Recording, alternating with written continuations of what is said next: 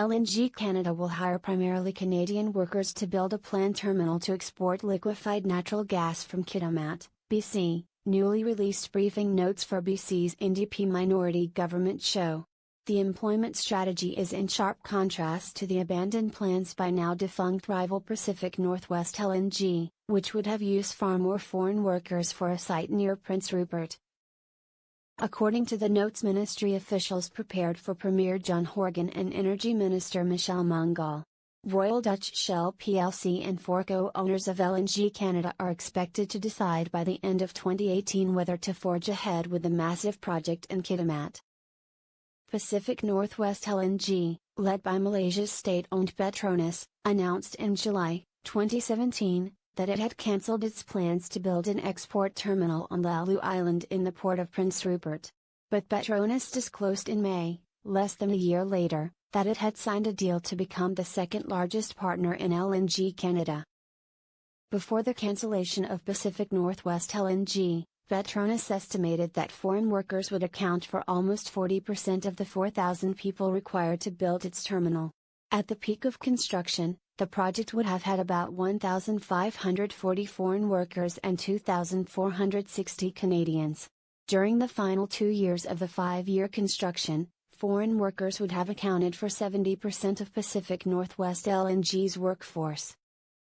PNW LNG proposed to employ temporary foreign workers, TFWs, for up to 70% of its workforce, while 95% of LNG Canada's workforce will be comprised of Canadians, said the briefing notes, which are in question and answer format.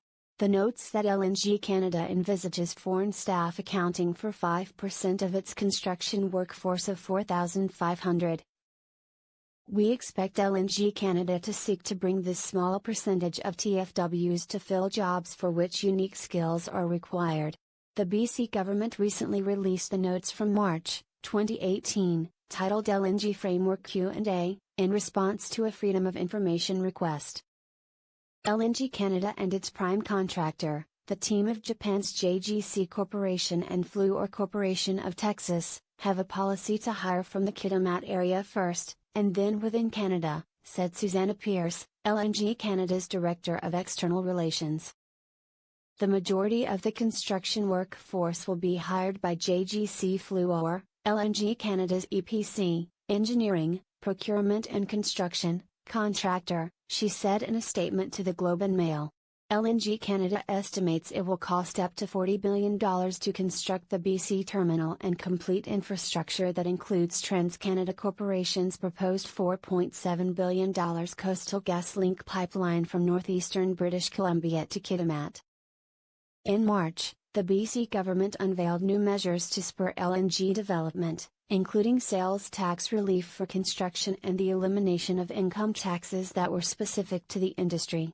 The briefing notes criticized the Liberal government of Christy Clark for its attempts to bolster the LNG industry. No LNG project is under construction in the province. There is lots of work to do to make up for the backsliding and lost time, but we are up to the task, the notes said. While he was leader of the opposition, Mr. Horgan co-wrote a letter in 2016 to oppose Pacific Northwest LNG, telling the Canadian Environmental Assessment Agency to beware of risks to salmon habitat near Lalu Island.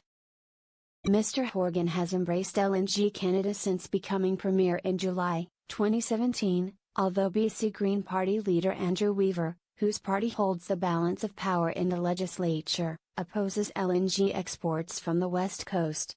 It is also worth noting that LNG Canada will produce fewer emissions, is based in a better location and has more support from First Nations than Pacific Northwest LNG, the briefing notes said.